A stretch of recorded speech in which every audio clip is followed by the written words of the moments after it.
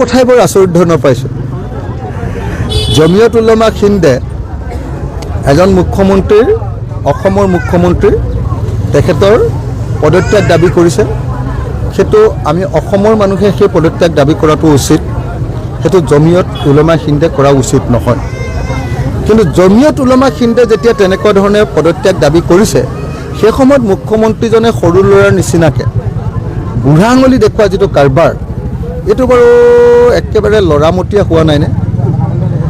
এখন সাংবিধানিক আসনত বহি থকা এজন মুখ্যমন্ত্ৰীয়ে আমুকক বুঢ়া আঙুলি দেখুৱাইছোঁ, চুলিৰ নামটো হিন্দীতকৈ বেয়া অৰ্থ বুজাবলৈ ব্যৱহাৰ কৰে, চুলিৰ নামটো হিন্দীতকৈ বেয়া অৰ্থ বুজাবলৈ চেষ্টা কৰে। মানে বিৰোধী পক্ষ বা তেওঁৰ বিপক্ষে কথা কোৱা মানুহে একো কৰিব নোৱাৰিব। চুলিৰ নামটো হিন্দীতকৈ আকৌ তেওঁ অসৎ ঢালি কৰিব খোজে।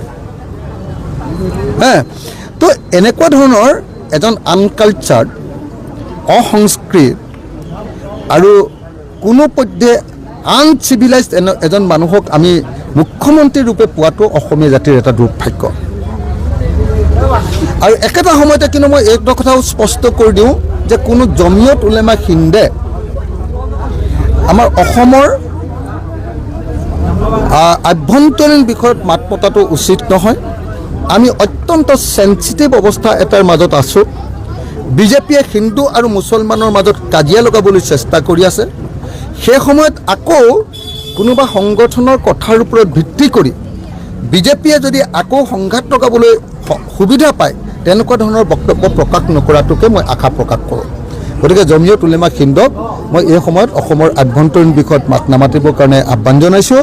আৰু অসমৰ মুখ্যমন্ত্ৰীক এজন জ্যেষ্ঠ নাগৰিকৰ নিচিনাকৈ, চিভিলাইজ মানুহৰ নিচিনাকৈ, সংস্কৃত মানুহৰ নিচিনাকৈ, সুসভ্য মানুহৰ নিচিনাকৈ আচৰণ কৰিবৰ কাৰণে তেখেতক মই আহ্বান জনাইছোঁ।